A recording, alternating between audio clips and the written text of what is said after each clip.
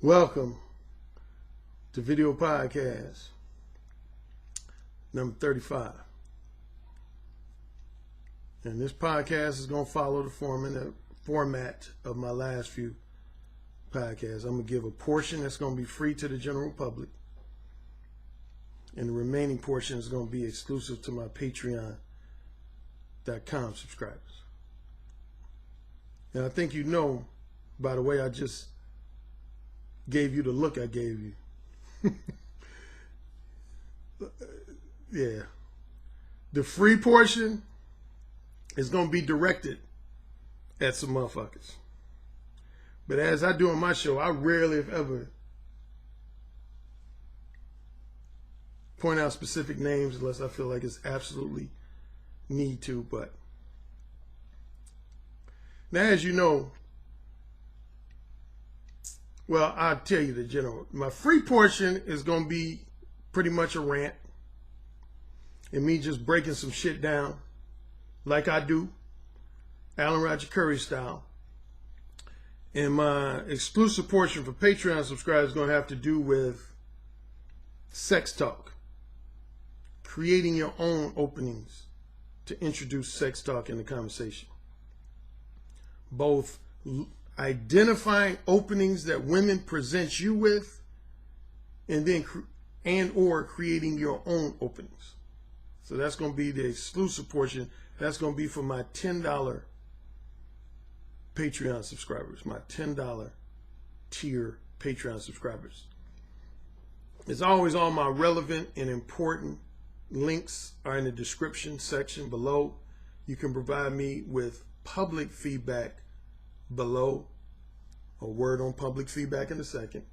Public feedback below. And you can give me private feedback through my Facebook pages or through my email, coaching@mode1.net. coaching@MODEONE.net. Now, as I anticipated from my last two podcasts, I knew I was going to get some blowback, both publicly, privately, and otherwise. Because, there's a lot of guys who subscribe to this MGTOW philosophy. Again, MGTOW, for those who are ignorant to it, stands for men going their own way. Before I get to that, I got to shine.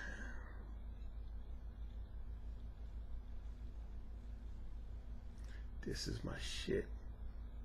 This is my shit. I love this stuff. This is the beverage equivalent to crack cocaine for me. Vitamin Water Zero. People are clamoring for Vitamin Water Zero to give me a contract, and I think they should. Yeah, I think they should. Excuse me.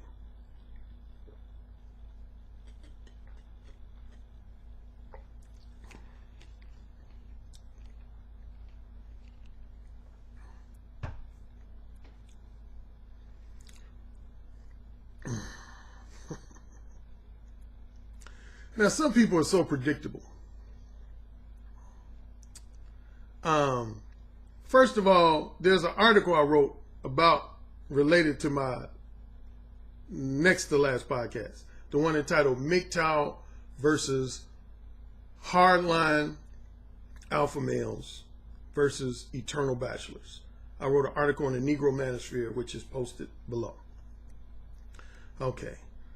There's at least 3 or 4 things I want to cover in this free portion before I move to my exclusive portion. Number one, on the MGTOW feedback. As I pointed out in my video podcast, as well as my article, some people were intelligent and objective-minded enough and perceptive enough to realize I didn't really attack the entire MGTOW nation. There was 2 factions that I said from the outset that I have no problem with, which is the faction of MGTOW that believes in totally avoiding any and all social interactions with women, platonically, romantically, sexually. Basically, the guys who want to be modern day monks. They want to be asexual or indefinitely celibate. I don't have a problem with that faction of MGTOW. More power to you. I don't, on a personal level, I don't agree with that, but if that's what you want to do, more power to you. Second faction, a MGTOW I don't have criticisms of, is the guys who are MGTOW who say that they either semi-regularly or occasionally engage in short-term non-monogamous sex with women, but only if the woman makes the first move. Only if the woman is pretty much the initiator of the social interactions. And she's the one that makes it known that she wants to engage in sexual activities with the guy. That faction of MGTOW, I don't really have any harsh criticisms of.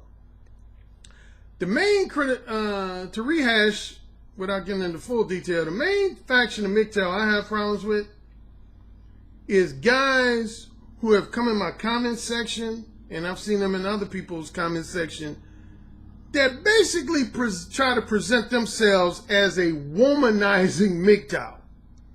A womanizing MGTOW. And what I'm basically saying in simple terms is, you calling yourself a womanizing MGTOW is like me calling myself a chicken wing eating vegan or a pork chop eating vegan. That's how I look at it. That is exactly how I look at it. You calling yourself a womanizing MGTOW is like me telling people I am a pork chop eating vegan and a chicken wing eating vegan. And just really a meat eating vegan, period. Now, of course, if I tell people I'm a meat eating vegan, how are they going to look at me? Like I've lost my goddamn mind is how they're going to look at me.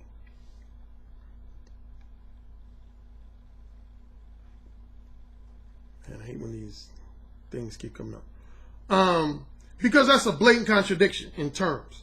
It's oxymoronic. See, men say that initially they were going this way, right? They were going this way. Then all of a sudden they went their own way. Matter of fact, I think that's the logo for MGTOW. It shows a path going upward and then another path deviating and going, you know, its own way. So I'm asking you, womanizing MGTOWs, if you're still trying to fuck women, what different path are you on compared to the path you were on originally? What different path are you on if you're still trying to actively fuck women? How are you different? In what way? In terms of your actions and behavior, in what way are you different if you're still trying to fuck women? Some MGTOWs say, well, I'm not trying to actually marry the women I'm fucking. So? There's a lot of guys who don't subscribe to MGTOW who are trying to fuck women that they ain't trying to marry, including myself. So, scratch that off the table. Well, I ain't trying to engage in a long-term monogamous relationship, period. So? How does that make you go in your own way? Most of the women I fuck, I ain't trying to be in no long-term monogamous relationship with them. And I don't subscribe to MGTOW. So how does that make you different? How are you different? Scratch that off the table. Well, I ain't trying to have no children with them. Neither am I. And most womanizing alpha males I know are not trying to intentionally have children with most of the women they're trying to fuck. So what separates you from a womanizing alpha male? What I call in my book, The Beta Male Revolution, a total alpha male. What makes you different? Huh? In terms of your actions and behavior. What makes you different? How you behave towards women. What makes you different? What makes you different? What's the separation between a womanizing MGTOW and a womanizing alpha male? Because there is no such fucking thing as a womanizing MGTOW. That's what the difference is. It ain't no fucking difference. Because there ain't no such thing as no womanizing. Other than in your own delusional mind, for some of you guys who call yourself red pill, I thought red pill was being in touch with reality. But some of you MGTOW guys, some of you, I don't want to say all, I don't want to say most, some of you MGTOW guys are some of the most delusional motherfuckers I've ever come in contact with. Some of the most unrealistic and delusional motherfuckers I've ever come in contact with. Delusional as fuck. So what makes you so separate? This path you going, that's different from the original path. What's different? Okay, we already scratched off the table. You ain't looking for marriage. We already scratched off the table. You ain't looking for long-term monogamous relationships. We already scratched off the table that you ain't looking to have kids with women. Well, I'm going to dictate my own behavior. I ain't going to let women dictate me. That's what any alpha male does. Any true alpha male does that. So what separates you from them? Huh? What? Huh? What? If you was really true to all this shit, you would just call yourself an alpha male. More specifically, a womanizing alpha male. Instead of calling yourself MGTOW. Look at me. Look at me. Get real with yourself, man. You know you're a romantically, sexually frustrated beta male. You know that's what you are. And I'm in business to help a lot of you guys. But I ain't going to help you whiny, complainy types. I don't want you guys as clients. You motherfuckers is always whining and complaining. Somebody asked me recently, they said, Alan, what do you think is the difference between legitimate, valid criticisms against women and whine, as what you call whining and complaining? Simple. I've said it before. If you go to a fast food restaurant and they got a sign on the wall that says, we deliver your order in 5 minutes or less, but the last 3 out of 5 times you went there, you had to wait 8, 9, or 10 minutes for your order. What does that mean? That means that fast food facility misrepresented themselves. Therefore, you have a legitimate criticism. If you buy a used car and it says it has 1,500 miles on it, but you find out that somebody at the car dealership rolled back the odometer and that car actually has 7,600 miles on it, you got the grounds for legitimate complaint because they misrepresented the used automobile that they sold you. If you read my book, The Possibility of Sex, again, which is the book that attracted a lot of MGTOW types to me, most of the women I criticize in that book are women who misrepresent themselves to men. Key word, misrepresent themselves. So when a woman misrepresents herself to you, so let's say she convinces you she's not a materialistic type woman, but days, weeks, months into the relationship with her, she ends up revealing that she very much is a very highly materialistic woman. You got a right to criticize that woman because she misrepresented herself to you. Here's when you're whining and complaining. If a woman never told you that she wasn't going to exhibit XYZ behavior, and you criticize her for exhibiting XYZ behavior, you are whining and complaining. So using the materialistic example, if a woman pretty much lets you know from the get-go that she's a materialistic type woman and a high maintenance type woman, and you choose to deal with her anyway, but then you reach a point where you can't take her materialistic ways and you start calling her a gold digger and all that type of shit, brother, that's on you. You chose to deal with this woman. Nobody forced you to. Nobody had a gun to your head. You chose to deal with that woman. And now you're frustrated because you thought you would be able to provoke a change or improvement in her behavior, but you weren't able to. Now you're frustrated. Now you're whining and complaining like a little bitch. Like a bitch. That's whining and complaining. I think even a 5th or 6th grader can understand the delineation between legitimate criticisms against women's various aspects of women's behavior and whining and complaining. If a woman never told you she wasn't going to be selfish, if a woman never told you she wasn't going to be a bitch, if a woman never told you she wasn't going to be hard to get along with, and you criticize about those things anyway, that makes you a whiny fucking bitch. Look at me, son, when I'm talking to you. That makes you a whiny bitch. And I don't want whiny bitches as clients of mine. If you're a whiny bitch, you go follow some other PUA or dating coach or seduction guru. I don't work with whiny bitches. Speaking of whiny bitches, I got a guy who loves to mention my name in his video podcast. He's the whiniest of the whiny bitches I know. This motherfucker promoted my books for about 1.5 years. Promoted my books. Begged me to promote my books. Begged me to promote my books. Said he wanted to help me out. Been promoting all my books, particularly The Possibility of Sex and The Beta Male Revolution. And he's promoted to a lesser degree Mode 1. I don't think he's ever promoted Who Said Again. And that makes sense because he has no verbal seduction skills. This motherfucker had the nerve to do a podcast. He did a rebuttal to my MGTOW podcast. I listened to it. I even wrote some comments on his comment section. No big deal. He comes out with a podcast today. I'm not going to say his name. I don't get into saying them names to draw traffic to his site. But check this out. This motherfucker had the nerve to refer to me as juvenile and sophomoric. Let me repeat that. This YouTube host referred to me as juvenile and sophomoric. Now, this is a YouTube host who prides himself on not using ad hominem attacks, personal jabs, and the like.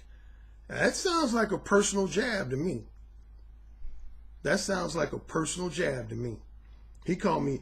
Now, again, the $1 million question is, if I'm juvenile and sophomoric, why did this motherfucker promote my books for over 1.5 years? You couldn't put a gun in my head to promote the books of an author who I perceive as being juvenile and sophomoric. Ain't nothing about the content of my books changed. When he was promoting my books, did he call me juvenile and sophomoric? No. Now all of a sudden I'm juvenile and sophomoric. What has changed about the content of my books? I bet he can answer that question. Why is this man, which I get a text message to prove it, why is he asking me what my zodiac sign is? Now, I can't speak for a lot of you other guys, but I never, as a heterosexual man, asked another heterosexual man what the fuck his zodiac sign, because I don't give a fuck. 90% of the time, I don't give a fuck what a woman's zodiac sign is. But this motherfucker, a few months ago, asked me, Alan, what's your zodiac sign? I want to do research on your zodiac sign. Well, I think he said he thought I was a Sagittarius. What kind of motherfucker, heterosexual motherfucker, asks another heterosexual motherfucker what his zodiac sign is? I want some of you to marinate on that. This same motherfucker promote my books for 1.5 years. Now you gonna call me juvenile and sophomoric. Gonna ask me what my zodiac sign. Nigga, you wanna suck my dick? What do you wanna do, man? You been jacking off looking at my pictures or something? You got a shrine at your crib with me all over it? Let me see some pictures of the women you interact with. You've seen at least 1 or 2 pictures of the quality of women I deal with. My close friends know how I roll. People know the quality and caliber of women I deal with. I ain't never seen no pictures of you with no woman. Are you a heterosexual? Answer that question, Mr. YouTube whiny host, Mr. Weaponized Bachelorhood, the king of talking about black female fuckery. Let me see some pictures of you. Let me even see a picture of you without your fucking glasses on. Why you hiding behind sunglasses and shit? I evaluate motherfuckers by looking in their eyes, man. I look at people's eyes. That's how I evaluate people, men and women. So you gonna talk shit about me, juvenile sophomoric? I want all your listeners to ask you the question, if I'm so juvenile sophomoric, why would you promote my books like you was my bitch? That's what I want to know. Your contradictory ass. Your books sell themselves. Then why are you trying to help me sell them then? If they sell themselves. You contradictory motherfucker. You overweight motherfucker. You need to get in the gym and work out. That'll help you pull some quality women, you fat fuck. Don't ever talk shit to me. You ain't no Daisy motherfucker. I'm your Huckleberry, bitch. Don't ever fuck with me, boy. Don't ever fuck with me. Dude, you are messing with the wrong dude. Because I'll make you look stupid every time. I ain't like these other motherfuckers you don't went after. Why? Because you promoted my shit for 18 plus months. That's why I separate myself from all the other people you went after, dude. Now, for my most loyal clients and followers and fans, I'm sorry you had to hear that rant. But you know, Alan, two things I'll let come out when it needs to be is my ego and my emotions. When people get me riled up, and sometimes I think that's what people intentionally want to do, yeah. So if that was his intention to get me a little riled up, he got it. But I want him to answer them questions. If I'm an author that's so juvenile and sophomoric, why was you promoting my books like you was my personal bitch? That's what I want to know. That's what I want to know. And then here's my final part of the rant, and then I'll segue into my exclusive for Patreons, which never includes any rants. That's the good thing about being a Patreon. You'll have to hear the portion that's for exclusive Patreons. I don't do any ranting.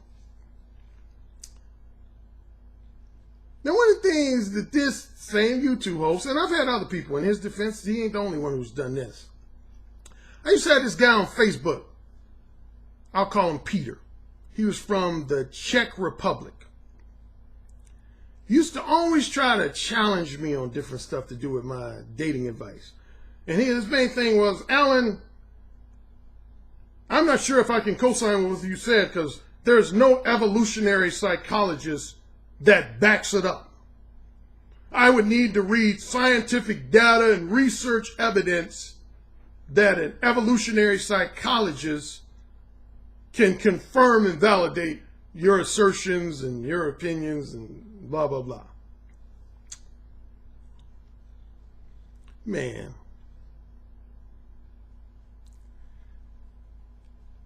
When I spoke in London, in, as you know, the very first direct dating summit,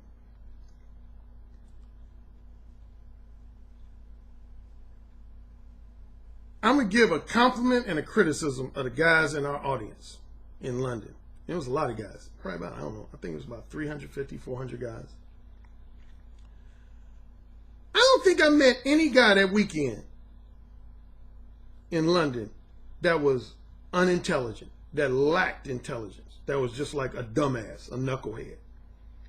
Just about all the guys who came to London to hear me speak, to hear David X speak, and all the other speakers, they were reasonably intelligent guys. I would say a good percentage of them were in possession of a PhD, master's degree, and a minimum undergraduate degree, bachelor's degree of some sort. So that's the compliment. But if you're familiar with a lot of sayings, there's a saying that sometimes you can be too smart for your own good. Sometimes you can be too intelligent for your own good. See, I'm trying to think of some good analogies. I don't know if this is going to be the best analogy, but you know I'm a movie buff. And one of my favorite movies was a movie called Beverly Hills Cop with Eddie Murphy.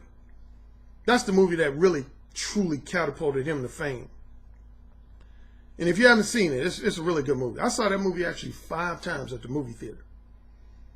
But the gist of that movie is Eddie Murphy plays this Detroit cop, and one of his friends gets murdered. And he finds out that the person murdered him lives in Beverly Hills. So he goes out to Beverly Hills to seek out the person who murdered his friend. And he ends up trying to do a collaboration with the Beverly Hills police force. But the problem is, which provides for a lot of entertaining moments throughout the film, Eddie Murphy is a cop who goes by his instincts. Put emphasis on that word. He's a guy who operates on his instincts. He's not so much a by-the-book type police officer and police detective. He goes by his instincts. Whereas all the Beverly Hills policemen, they're by the book. They're real rigid. They go by the book on everything. You know, they want to go everything by code and policy and that type of thing. And Eddie Murphy's attitude throughout the whole movie is essentially, man, fuck you, fuck how your formal training. Fuck all your guidelines and policies. Dude, I operate on my instincts. Take that away from the world of police officers, police detectives, and apply that to dating coaches. See, I'm a motherfucker. I do shit with women on my instincts. Matter of fact, I did at least one previous video podcast where the hashtag was your inner animal. And I was saying that the two main influences of our behavior is our social programming, which is the sum of all the knowledge we've gained, the societal brainwashing we've absorbed, all the advice we've gotten from mommy, daddy, and other people in society. And then we have our raw core animal instincts.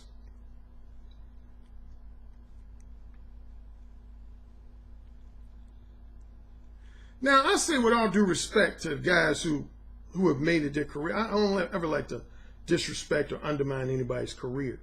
So for those guys who genuinely are evolutionary psychologists and the like, and who do all this data research, more power to you. But that's a totally different animal than what I do. If you read any of my books, you ain't gonna see no scientific citations. Because I don't believe in that bullshit. That ain't what I do, man. Because here's the deal. It's like I was watching this I can't remember what it was. It was a show to do with the NBA, and they were talking these NBA players. And these NBA players were talking about how they used to play against the great Michael Jordan. And they were saying all these people who would work for their team would have all these really detailed pre-game scouting reports, like on all of Michael's tendencies. You know, like when he gets near the foul line, he's likely to do this. When he's on the right side of the lane, he's likely to do this. When he's on the left side of the lane, he's likely to do this. And a couple of the NBA players joked that if you were to read these scouting reports, you would think delusionally that at the beginning of the game you were going to be able to stop Michael Jordan. Because these scouting reports had analyzed almost every tendency he has. But they laughed and basically said, man, once you get on the court, them scouting reports don't mean shit. They don't mean shit. Because shit is happening in real time. They don't mean shit. That's how I feel about the type of advice I give versus what you might read in some book that's full of all this scientific data. And this is one of the things me and David X talked about when we were in London. We had certain guys in the audience that would want to say, well, Alan and David, the things you're saying, they sound great, but can any evolutionary psychologist confirm and validate what you're saying? And our attitude was basically like, man, motherfuck scientific data. You think I got my dick sucked in a grocery store, which this YouTube proposal says is juvenile sophomoric to talk about, because I read somebody's book about evolutionary psychologists? I operate on my motherfucking instincts. I know when I can get a woman's pussy wet. I know when I can get a woman's pussy wet. It's like my brother, man. My own brother teased me one time. We were in San Diego. This was probably about 20 years ago. Remember there was this video podcast I was saying that some women I've dealt with. You notice my eyes on the cover of Mode 1, and that's the logo is my eyes. And I talked about how some women have said when I go into seduction mode and sexual mode, they'll say, Alan, sometimes your eyes are like a wolf. And my brother even said that one time. I never forget, we was at this club, and I started dancing with these two women at the same time. And I went into seduction mode. And my eyes just became very focused. You ever see like an animal in the jungle, like a panther? when they get their eyes on their prey, how their eyes become just ultra focused. Huh? You ever notice that? My brother noticed that in his younger brother. He said, man, I've known you all my life because you're my brother, man, but sometimes you never cease to amaze me. And I said, what are you talking about? He said, man, when you go into seduction mode, you change. I said, what do you mean? He said, if nothing else, man, your eyes, man. Your eyes. It's like they take on that animal instinct. What's the key word? Instinct. I'm all about instinct, man. That's what men pay me thousands of dollars to teach them how to get in tune with their own inner animal and animal instinct. I don't give a fuck about no research data. If you want to pay attention to all that shit, good luck. See how much pussy you get from reading research data and scientific research data. Now, I bring it up from time to time if I needed to support an argument of mine. So I wouldn't say I totally ignore it 100%. But when it comes, like those basketball players said, Mike Tyson had a similar thing. He said about, I don't remember the exact words, so I'm probably going to misquote him a little bit, but he said, some opponents I've had have had the best preparation in the world, the best strategic planning in the world. But once my fist landed on their face, all that shit went out the window. See, it's a big difference, man, between reading all that research data shit and actually being in the company of a woman and knowing what the fuck to do. Now, I don't want to pick on nerds because a lot of my clients are nerds. But that said, that's what makes nerds nerds. That's why one of the reasons why a lot of people refer to certain highly intellectual type guys as nerds, because they put a lot of emphasis on paper knowledge, academic knowledge, on paper knowledge, as opposed to shit that comes from their real life. See, the advice I give comes from my real life experiences with women. It don't come from no surveys. It don't come from no scientific studies. It comes from shit I've actually experienced. I've said this story a million times, but I'm going to say it again. There was a guy I worked with in LA, and that was his compliment to me. We were wrapping up our one-on-one face-to-face coaching session, and then he just looked at me, and I said, why are you looking at me? He nodded his head. He said, man, I love you, Alan, man. You're a great dating coach. I said, well, thank you. I appreciate you saying that. He said, no, I really mean that. He said, the thing I like about you compared to some other PUAs I know about is I can tell from listening to you that you've been in the trenches. You've experienced the shit you're talking about. That's how I make my money, man. I don't make my money talking about, well, I surveyed 75 women and they said, and I, sent out a survey to 1,500 women in 10 different countries and they said, fuck that shit. Fuck that shit. Now, make no mistake, I would dare anybody to say that Alan Roger Currie is not an intelligent brother. I dare any of y'all to say that. So just because I ain't into all that evolutionary psychology shit don't mean I'm a dumbass.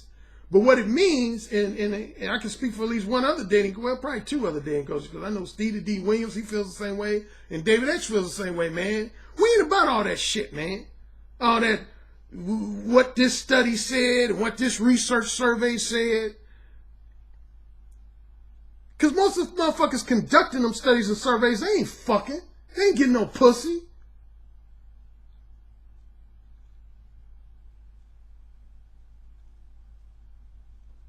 Shit. I speak from real life experiences, man. So if some of you all who are potential clients of mine, because my current clients, I already know how I roll, so it ain't no big deal to them. But if you're a potential client, like say you're on the fence, like you thinking about paying for a consultation session or coaching session, but your biggest contention with me is, well, Alan doesn't back up enough what he says with the findings and data of evolutionary psychologists, I say don't follow me then. Period. Simple solution. Don't follow me then. If that's your major contention, But back to this YouTube host who took jabs at me for not emphasizing data. I still asked the $1 million question. If I'm such a flawed individual, or more specifically, such a flawed dating coach, why in the fuck were you promoting my shit for 18 plus months? Why?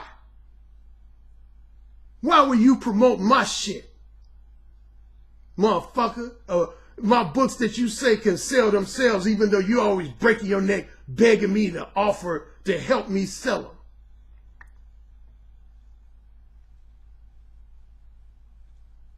I know your heart's still broken because I told you I would never do business with you. You need to get over that, man. You need to get over that, man. You starting to act like a little woman, man. Even a couple of your listeners. I've seen your comment section. You try to ignore these comments, but some of your own followers have said to you, why you always talking about Alan, man? Dang, man, you look like a jilted lover. And I can't disagree with them dudes saying that to you. Asking me my zodiac sign. Oh, were you disappointed when you found out I wasn't a Sagittarius? Oh, poor baby. You ain't no daisy, motherfucker. You ain't no daisy. And I'm your huckleberry. Believe that, bitch. And herein concludes the free portion. And now I'm going to talk to my exclusive Patreon subscribers about introducing sex talk, whether it's in a face-to-face conversation or a phone sex conversation. Stay tuned. Hashtag for this scientific data, don't get your dick sucked. How's that for a hashtag today? Hashtag scientific data, don't get your dick sucked. You better believe that shit. Ain't no male porn star successful in his porno career because he paid attention to what evolutionary psychology said and their research data. Ain't no motherfucker who's a gigolo, been successful as a gigolo, or a street pimp successful as a street. You think Iceberg Slim became successful because he paid attention to what evolutionary psychology said? What research data said? Hell no. I'm all about my instincts. I'm in touch with my inner animal. Are you?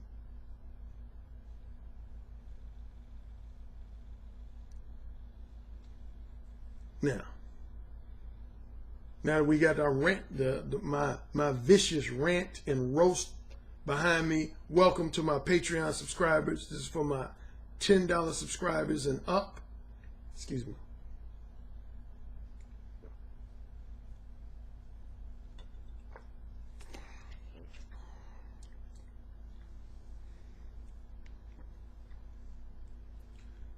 And one question I get asked a lot. It's a simple question, but I get asked it quite frequently. Alan, I want to talk about sex with women, particularly in my first conversation, whether it's my first face-to-face conversation with a woman, or at minimum my first telephone conversation with a woman. But I don't know how to go about doing it. I can't. One comment I always hear is, I can't seem to find an opening to introduce sex.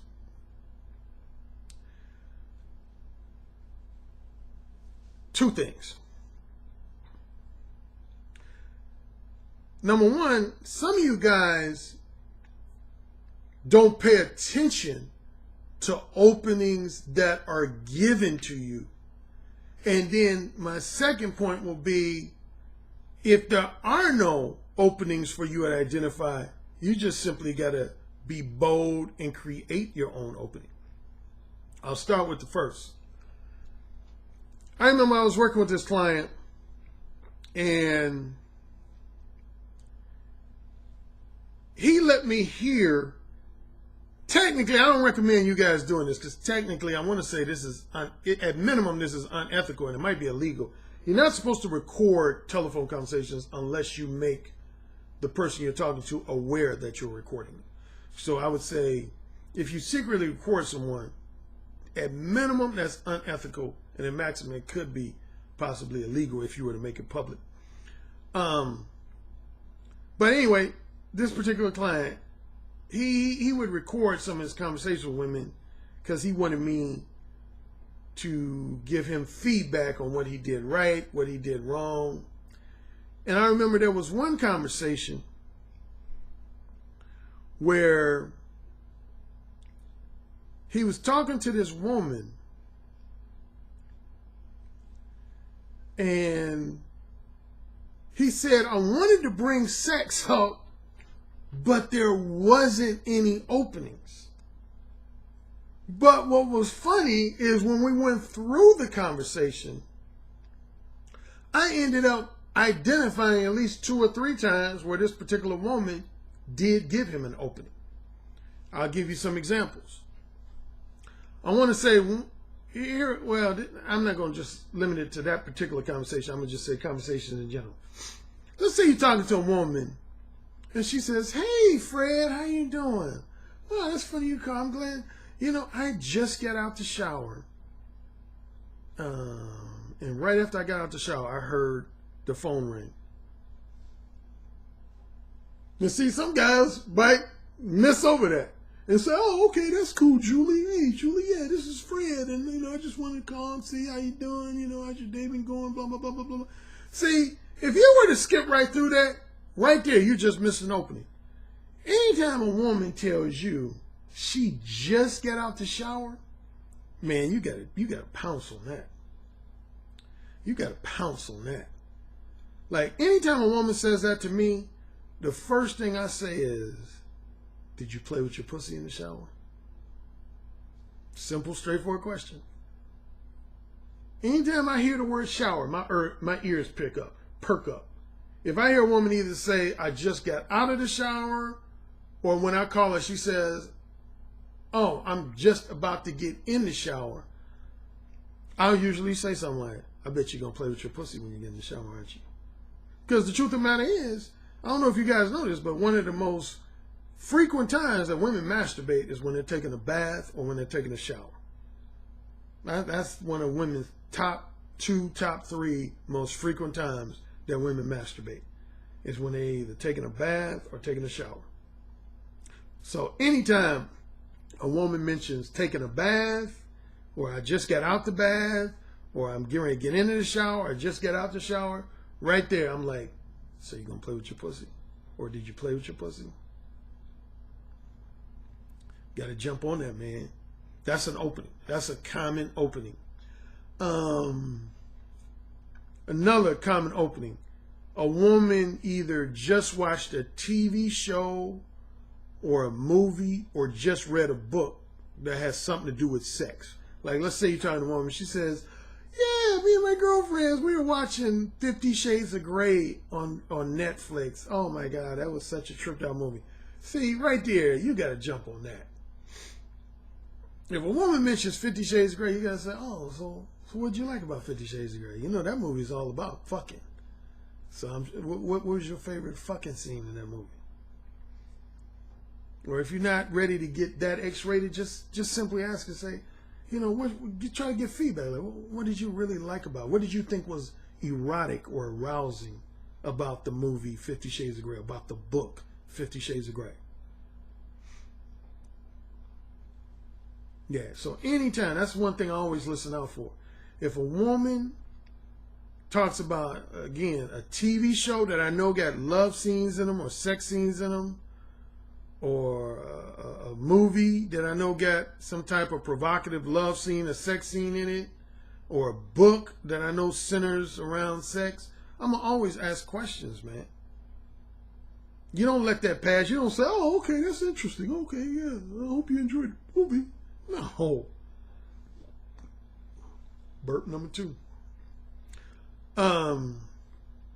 Yeah, anytime a woman talks about any media item, again, TV show, movie, book, magazine, like Cosmopolitan is a magazine that has a lot of articles to do with telling women what they need to do different or do better in the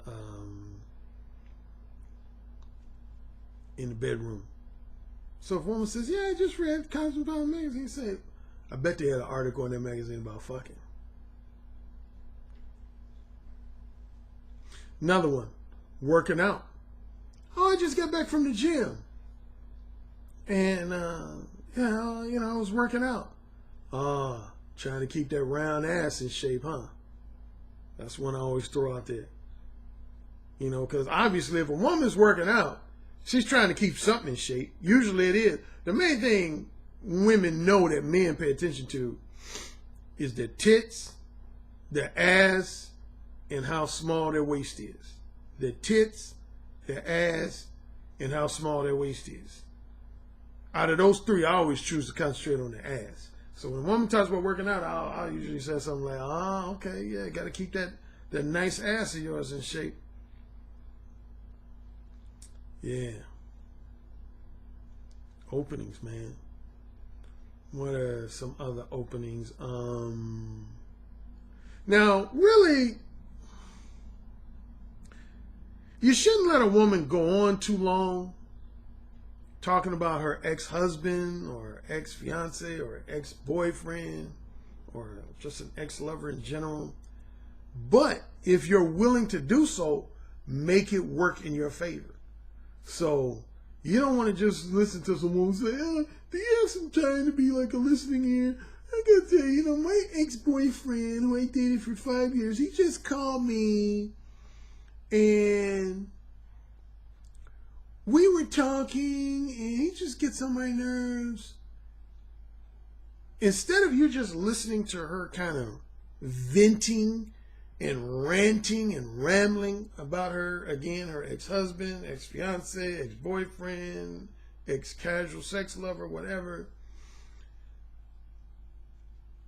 If I choose to allow women, I do one or two things. I either prevent women from talking. I say, I don't want to hear about your exes. I don't want to hear shit about them. That's my real hardline stance with that. I'll say, I don't want to hear about your exes.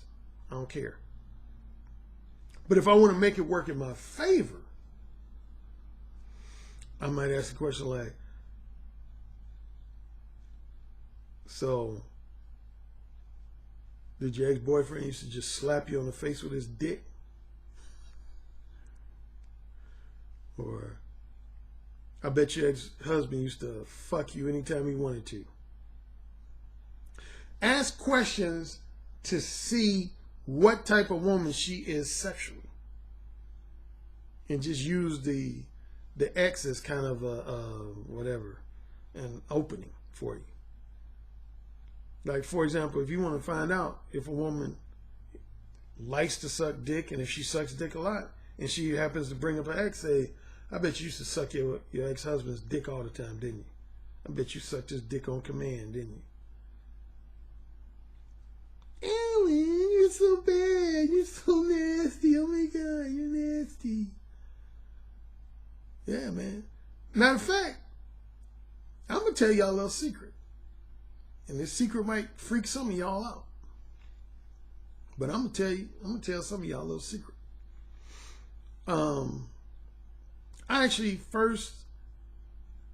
I think I revealed this in my book, Who Said It Again. I know I'm pretty much sure I introduced it in the audiobook version of Who Said It Again. And I think I do in both the ebook and paperback version. And then as far as speaking engagements, when I was in Berlin, when I spoke in Berlin, Germany in April of 2013, I talked about this unique trick.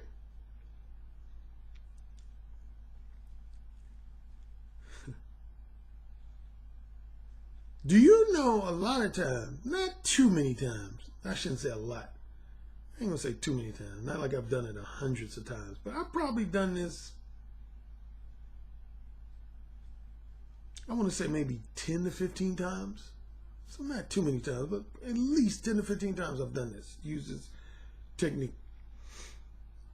Sometimes you can get a woman's pussy wet by not talking about yourself. Now, most guys, the immediate reaction is, well, why would I want a woman to get sexually aroused if she's not specifically thinking about me? And that's a legitimate question. But I'm going to tell you why this works. Because, see, if you've had sex with a woman at least once, and preferably 2 to 3 times, then a woman has what I call a reference point. She has a reference point. In other words, she knows how you fuck. She knows if you're a 5-star fuck, a 4-star fuck, a 3-star fuck, a 2-star fuck, or a 1-star fuck. She knows, you know, she has a stored memory. She has a stored memory of you fucking her, good or bad or indifferent. But if you've never fucked a woman before, and I'd say even a step further, you haven't even made out with her yet. Say you guys haven't even like really tongue kissed and made out yet. That woman has no reference point with you. Now, if she's really attracted to you, it shouldn't make a difference. Because she's going to allow herself to progress to that point. So it really shouldn't make a difference. But let's say a woman's interest or attraction to you is kind of like iffy. Kind of like she's 50 to 60% attracted to you, but 40 to 50% not so much. Say she's in that zone, and you haven't made out with her, and you've never fucked her. She don't have no reference point, man. So if you were to try to force feed her thoughts about you fucking her, that's not going to trigger anything. Remember that video podcast where I talked about the difference between how the conscious mind works and the subconscious mind works? To refresh your memory, I was telling this story about how I had this woman that I worked on an election with. I got her to suck my dick by having her repeat, "Alan, I'm not going to suck your dick." Now, on paper, that don't even make sense. If you were to read that on paper, that wouldn't even make sense, would it? That I was able to get a woman to suck my dick by having her repeat to me, "Alan, I'm not going to suck your dick." But if you remember, I'm going to explain again. Here's how it worked. Well, I'll first start how I got this idea. I was watching this talk show, and this guy was talking about, he was a nutritionist, and he was talking about the mistakes you make. The mistakes you make when you're on a diet. And he said one of the biggest mistakes men and women make when they're on a diet is they'll identify one of their favorite foods and they'll say to themselves, "I'm not going to eat that food." Like he said, let's say your favorite food is chocolate chip cookies. And because you're on a diet, you'll say to yourself every day, "I'm not going to eat those chocolate chip cookies. I'm not going to eat chocolate chip cookies. I'm not going to eat chocolate chip cookies." He said that's a bad thing for you to do if you're on a diet. And that's when he went on to explain the difference between your conscious mind and your subconscious mind. He said your conscious mind hears that whole sentence. That's the part of your mind that's kind of like a gatekeeper. It identifies things as appropriate versus inappropriate, acceptable versus unacceptable, rude versus polite, ethical versus unethical, etc. So he said your conscious mind will hear that whole sentence. "I do not want to eat chocolate chip cookies." But he said your subconscious mind operates different. It has, basically in so many words, he said your subconscious mind doesn't have any ethics. It don't have no ethics to it. It just divides things into 2 categories. Either the category of enjoyable, satisfying, pleasurable, exciting, or boring, painful, frustrating, and tedious. Those are the 2 general categories they said your subconscious mind divides things into. And secondly, he said what it is, whenever you talk about anything, your subconscious mind will bring up past visuals, like past visual memories of your experiences with whatever it is you're talking about. So if you're talking about cigarettes, your subconscious mind is going to immediately start bringing up visual memories of you smoking a cigarette, and whether it was a good experience or a bad experience. If you're talking about chocolate chip cookies, burp number 3, it's going your subconscious mind is going to bring up visual memories of either you having an enjoyable experience with those chocolate chip cookies, or I'm losing my train of thought. I'm sorry. A bad experience with those chocolate chip cookies. So anyway, all that to say that he said, if you keep saying to yourself repeatedly, I'm not going to eat chocolate chip cookies, all your subconscious mind hears is chocolate chip cookies, chocolate chip cookies, chocolate chip cookies. And based on that, again, it just starts throwing out visual memories in your head of past times when you've enjoyed eating chocolate chip cookies, which he said ultimately is going to make you want to eat them again if you've had an enjoyable and satisfying experience in the past. So what I did with this woman, taking that information and running with it and applying it to seduction, we were in this woman's van and I just pulled my dick out. And I said, I can't wait for you to suck my dick. And she said, I'm not going to suck your dick. I said, yes, you are. She said, no, I'm not. I said, yes, you are. She said, I swear to God, no, I'm not. I said, I was real cocky. I said, yes, you are. And so finally I said, okay, if you're not going to suck my dick, say it. She said, say it? I said, yeah. Just go ahead and say, Alan, look me in my eyes and say, Alan, I am not going to suck your dick. She said, that's easy for me to say. I don't even see why you would ask me to say that. That's super easy for me. I said, okay, then say it. She said, Alan, I am not going to suck your dick. I said, you know what I said? Say it again. She said, Alan, I'm not going to suck your dick. I said, say it again.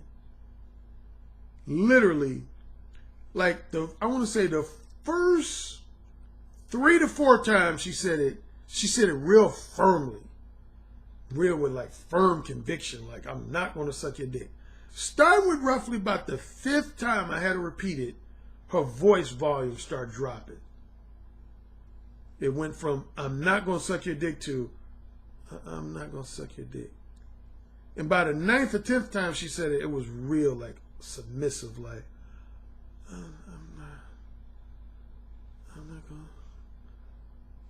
She started fumbling over words. Matter of fact, the last 2 times she said it, when I said say it again, she didn't even say I'm not. She said, I'm going to suck your dick. I'm going to suck your dick. Why do you think her behavior changed? Why? Why do you think her behavior changed? Even though I told her to say the exact same thing over and over and over again. Why did her demeanor, why did her vocal inflections, why did they change? Because I used the power of her own subconscious mind to my favor. Marinate on that for a few seconds.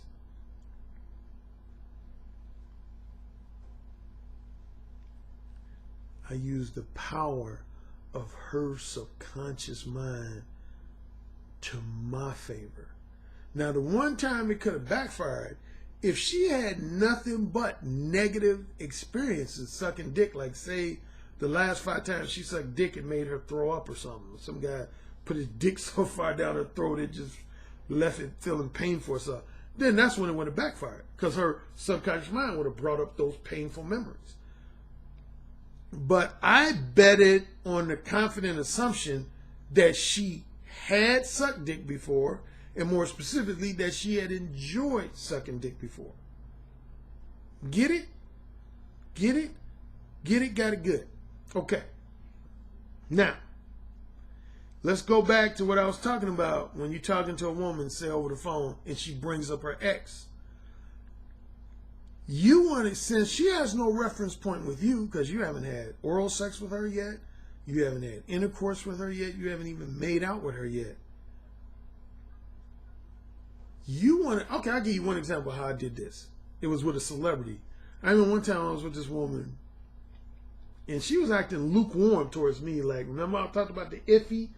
She wasn't fully attracted to me. I could tell. She was acting like Alan, I'm kind of half attracted to you, but half of me is not. So we got to talking, and I said, I can't remember if I brought him up or she. I think she brought him up, but she let me know that she was a big fan of Brad Pitt. She said, "Oh, I love Brad Pitt. Oh my God, I watch any movie with Brad Pitt in it." And right there, a light bulb popped up the top of my head. I said, "So you love Brad Pitt, huh?" She said, "Oh, yeah, I love Brad Pitt." I said, "I bet you want to just suck the shit out of his dick, don't you?" And she's like, "Ew, oh my God, ew, you're so bad. Oh my God, you're nasty." I said, yeah, whatever. Tell me. I dare you to tell me you don't want to suck his dick. And she said, "Well, I mean, what woman doesn't want to suck Brad Pitt's dick? I mean, I would think all women want to suck his dick." I said, "See it. Say, Alan, if I had the opportunity, I would suck Brad Pitt's dick like a champ."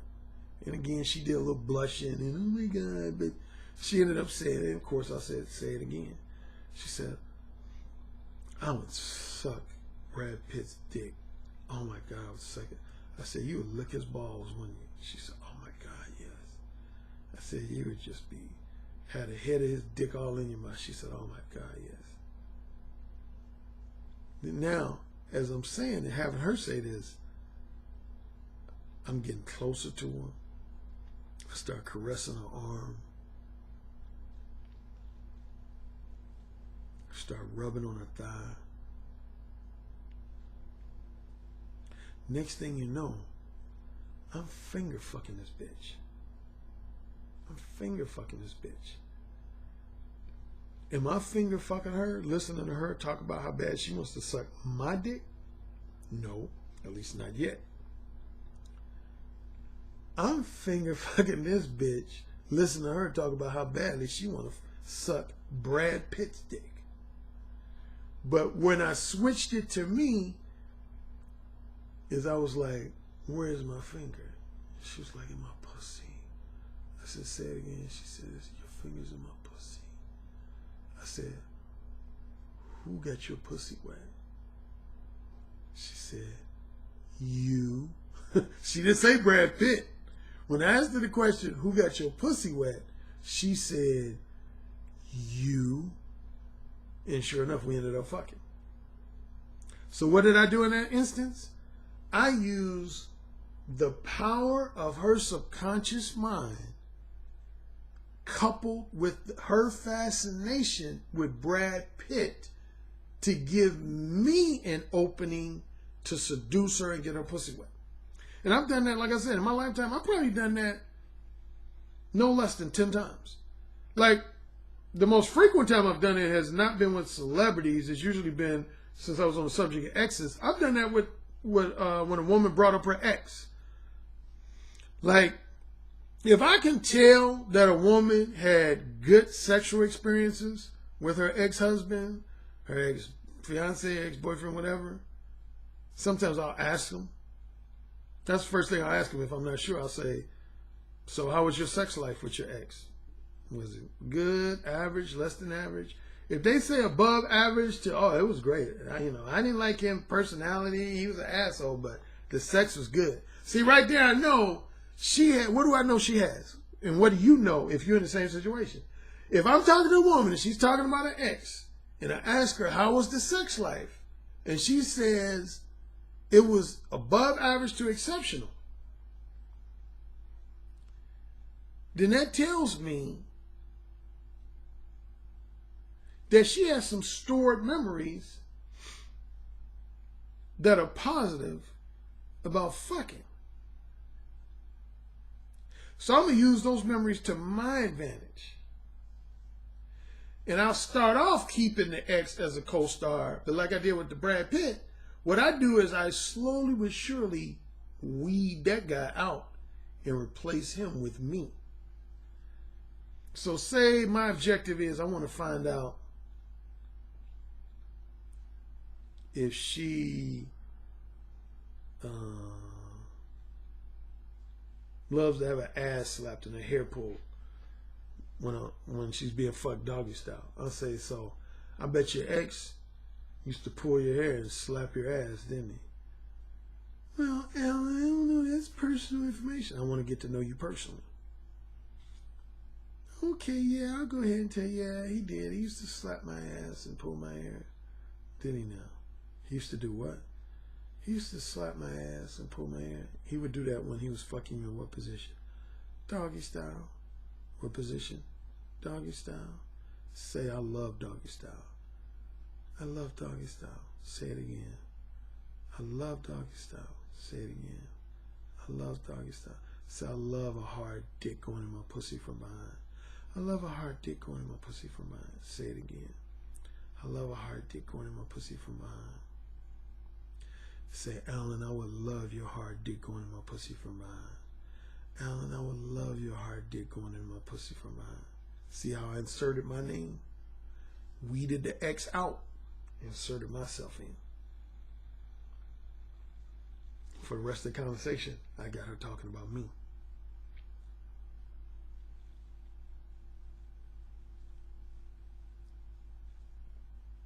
See how that works? Now, what about if you're talking to a woman face to face or over the phone and she doesn't give you what I would call a clear, identifiable opening? Then that's when, you got to think about what I said in that video where I said, bring the thunder. That's where your verbal boldness has to come out. Like one thing a lot of women who know me for years say about me, they say, Alan, you have this knack for knowing how to segue from any subject into sex. And it's true. A woman could be talking about scuba diving in the Caribbean Sea, and I'll find a way to segue that into something about fucking. I don't care what a woman could be talking about preparing food in her grandmother's kitchen, and I will find a way to segue that into fucking. I'll just bring up shit like, I don't know, let's say a woman is talking about how much she loves hanging out with her girlfriends, just generally like, oh, me and my girlfriends, we love hanging out, we love to go to clubs together, we love to go parties together, blah, blah, blah, blah, blah. And I'll just say, so which one of y'all is the kinkiest and the freakiest? Oh, I don't know. I think my friend Brenda is. Oh, so Brenda is kinky and freakier than you are? I don't know. I mean, I have my moments when I'm kinky and freaky too. Oh, wow. Oh, really? Tell me about those moments. Push the envelope. Push the envelope. Challenge a woman's sexual sensibilities. Push the envelope.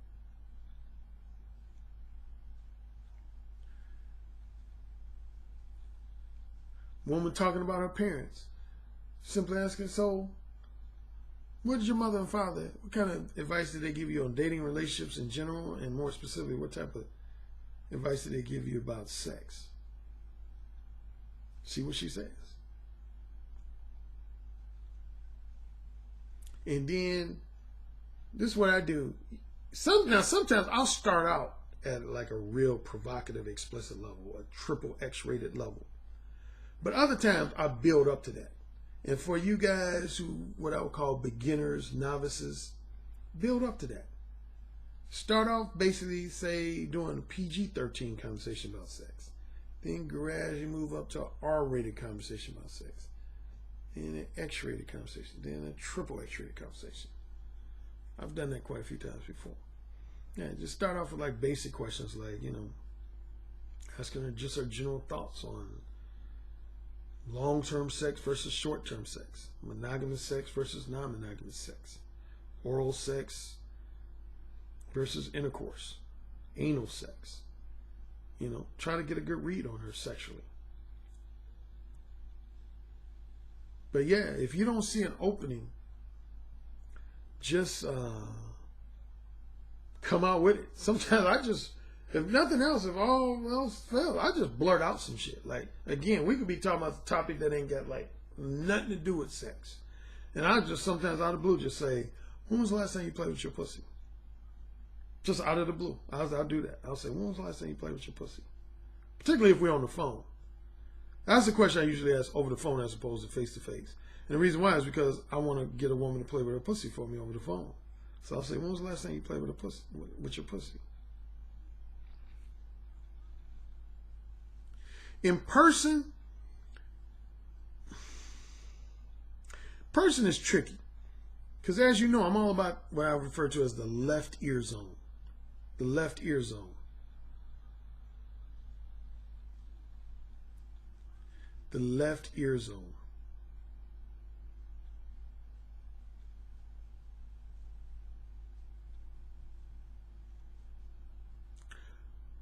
Why am I letting you marinate on that?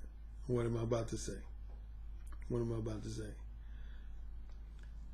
The only time you should really talk dirty to women, particularly in an X-rated or a triple X-rated manner, when you're face to face, is when that woman has allowed you to get close enough to talk to her in her left ear. Her left ear. You don't want to be standing 2 to 3 feet away from a woman or sitting 2 to 3 feet away from a woman trying to talk to her about sex. That shit ain't sexy. That shit ain't sexy. At bare minimum, you want to be within roughly a foot of a woman before you start talking about sex with her in a real provocative manner. But preferably, ideally, you want to be in a situation where you're close enough to talk to her in her left ear when you're face to face with a woman. One simple question that can progress to talking about fucking is just to ask, is a woman a good kisser? So are you a good kisser? Or how would you rate your tongue kissing ability? See how she responds to that? And then just level up.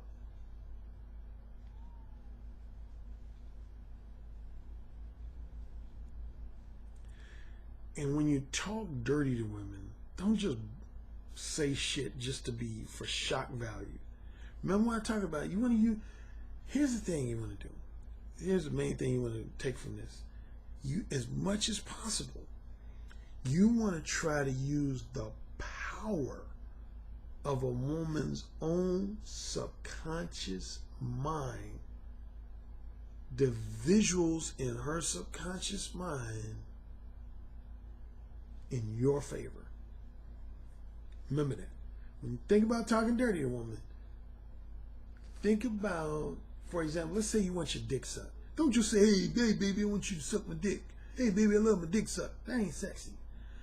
Talk about it in a way that you know is going to conjure up a memory, or if not a memory, a visual of her sucking dick. That's one of the number one compliments I get from women. Women will say, Alan, you know how to talk dirty in a manner that makes me visualize what you're talking about. That makes me visualize what you're talking about. That's what you want to do. Push the envelope. Hashtag push the envelope. Push the envelope. Make your own openings if you can't find one. Make your own openings. Use the power of a woman's memories and or visuals. The power of her memories and or visuals to your advantage. Get it? Got it? Good. All right, that's going to wrap up this Patreon exclusive portion. I will probably do another podcast. What's today? Tuesday, probably on either Thursday or Friday. And it will probably be for my $5 subscribers. All right. Mode 1, baby. Make things happen. And yeah, going back to my early portion, again, You guys who are my loyal, enthusiastic fans, followers, clients, you know my rants are always directed at my haters and my critics. My haters and my critics. So you don't need to pay much attention to them, because I love you guys. You're the guys I'm genuinely trying to help, you know. But when people take pot shots at me, sometimes I got to fire back. Sometimes I got to fire back, and that's what I did, you know. So, anyway. All right. Enjoy the rest of your day. I'll talk to you soon. Yes, sir. Say it again. Yes, sir. Who's the king? Alan, you're the king. Say it again. Alan, you're the king. You're dominating me. Say it again. Alan, you're dominating me right now. Mode 1. Mode 1. Daddy, can I go, please? You're the king. Say it again. Oh, you're the fucking king. Yes. Yes. Yes. You're the king, Alan. AKA the king of verbal seduction. You know, it's the tone of your voice, how seductive your intonations are, the vibrations that you could just reach out over the phone lines and stroke a woman's breast just by the sound of your voice, how you could make her pussy so wet just by the sound of your voice. That's actually very hot. So you said my show was what? I said your show is powerful. Oh, say it again. Your show is powerful. I bet the king would fuck me really good. Oh, yeah. Who's the king? Alan Roger Currie. Oh, yeah. Who's the king? Alan Roger Currie. The king. The king. The king.